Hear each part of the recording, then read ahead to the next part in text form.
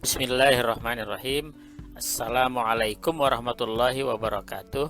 Mari kita belajar bahasa Indonesia. Pada hari ini, pembahasan bahasa Indonesia kali ini adalah tentang kalimat perintah. Apa yang dimaksud dengan kalimat perintah? Kalimat perintah adalah kalimat yang bertujuan memberikan perintah kepada orang lain untuk melakukan sesuatu. Dalam penulisannya, kalimat perintah biasanya diakhiri dengan tanda seru, sedangkan dalam bentuk lisan, kalimat perintah ditandai dengan intonasi tinggi. Ciri-ciri kalimat perintah: penggunaan tanda seru di akhir kalimat, menggunakan intonasi nada tinggi, penggunaan kata perintah ditandai dengan partikel lah, memiliki struktur kalimat predikat subjek. Jenis-jenis kalimat perintah: 1. Kalimat perintah biasa, 2. Kalimat perintah ajakan, 3. Kalimat perintah mempersilakan, 4. Kalimat perintah berupa larangan, 5. Kalimat perintah berupa permintaan ataupun permohonan, 6. Kalimat perintah berupa saran, 7. Kalimat perintah sindiran, 8. Kalimat perintah berbentuk berita. Kalimat perintah biasa.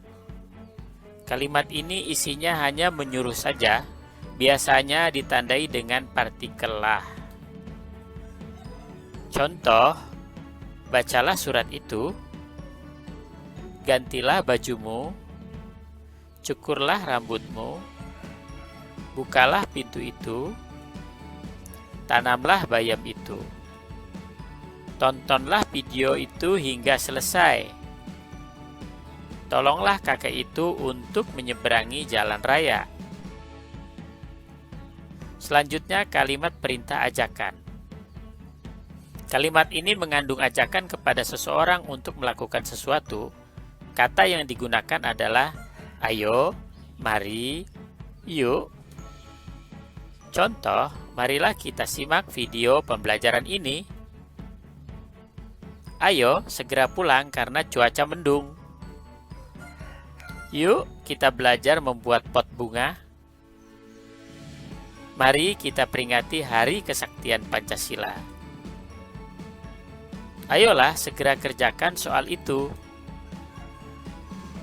Yuk, tonton videonya. Berikutnya, kalimat perintah mempersilakan. Kalimat perintah ini adalah kalimat perintah yang meminta seseorang untuk melakukan sesuatu, namun dengan bahasa yang sopan. Contoh: hadirin dipersilakan berdiri. Ketua kelas dipersilakan untuk memimpin doa. Silakan duduk untuk menunggu panggilan. Silakan diambil kartu antreannya. Silakan mengantre agar tertib. Silakan ke bagian layanan pelanggan. Selanjutnya, kalimat perintah berupa larangan. Kalimat ini menggunakan kata dilarang, jangan, atau tidak boleh. Contoh: dilarang duduk di tepi jalan.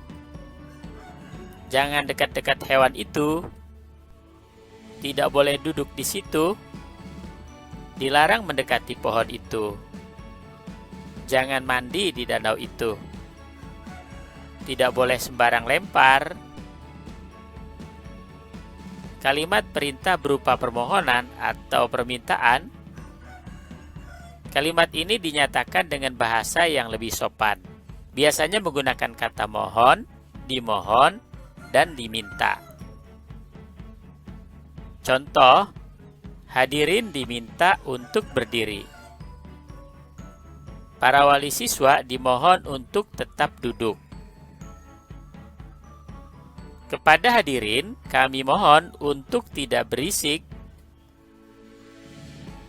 Kepada para siswa dimohon datang tepat waktu. Kalimat perintah berupa saran. Kalimat ini berisi tentang saran yang biasanya menggunakan kata sebaiknya atau seharusnya dan lainnya. Contoh, sebaiknya kamu jangan tidur terlalu malam, nanti sakit. Harusnya kamu izin dulu kepada ibu. Hendaknya kamu baca bukunya terlebih dulu. Sebaiknya kamu segera keluar dari sini. Harusnya kamu tidak keluar dari kelas itu. Kalimat perintah sindiran. Kalimat perintah dapat juga digunakan untuk menyindir seseorang. Terkadang memiliki makna yang sebaliknya daripada yang dimaksud. Contoh, makanannya sudah habis. Maksudnya adalah orang itu lapar sekali. Makananmu belum habis, maksudnya agar segera dihabiskan makanan itu. Andaikan ada yang mengambilkanku minuman, bermaksud untuk meminta diambilkan minuman. Pagi sekali kau datang, sebenarnya dia datang kesiangan. Wah, ruangan ini bersih sekali, padahal ruangan itu kotor sekali. Kalimat perintah berbentuk berita. Kalimat ini berbentuk berita namun berisi suruhan atau perintah. Kalimat ini sering disebut dengan kalimat perintah tidak langsung. Contoh, saya merasa senang jika Anda datang tepat waktu. Pak guru meminta semua murid untuk pulang dengan berhati-hati. Ayah melarang anak perempuannya keluar rumah selepas maghrib.